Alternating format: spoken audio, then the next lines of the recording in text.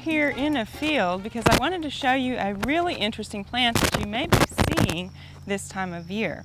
Right down here, this little tangle of what looks like string is actually a parasitic plant known as field dodder. And you can see it along, as you're driving along the road in the fields, as kind of a big yellow patch. And what gives field dodder its yellow color is that it doesn't have much chlorophyll at all.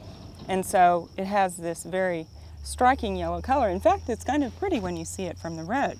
However, when it starts to twine around plants and attaches to them, it is a true parasite and it draws its nourishment from plants. So in a field situation, if you were growing alfalfa or something, this would not be a good plant to have around because it can reduce yields.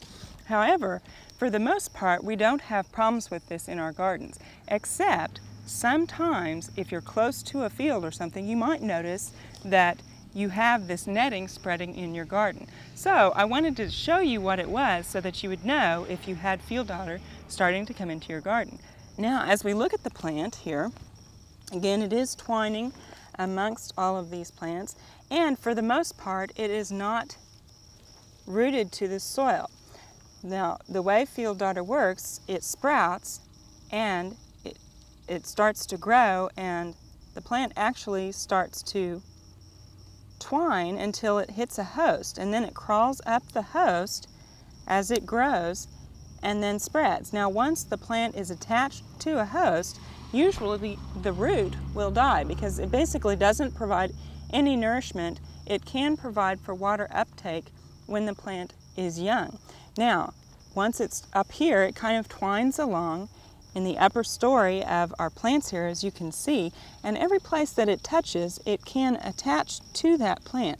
So if you were wanting to get rid of field dodder, you would basically need to cut the plants off that it's on down here low, and hopefully these will regrow from the root. But any place it touches, if you just pull it off of here, it can regrow from those areas where it was touching the plant.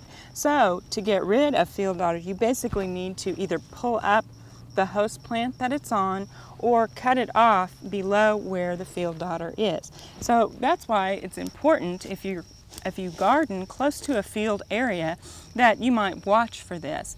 Now, year after year, if this has bloomed and has set seed, this seed can go ahead and germinate. So next year, if you look for small yellow sprouts, if you pull those up before they've attached to the plant, then you won't have this problem. And again, as I say, this isn't anything to worry about. It's just kind of interesting. And if you notice that you have this stringy mess in your garden, you have field dodder, and you need to go ahead and eradicate it. We hope you've enjoyed this classic from the Oklahoma Gardening Vault. Remember, even though these tips and techniques are timeless, there's always something new to learn in the world of gardening.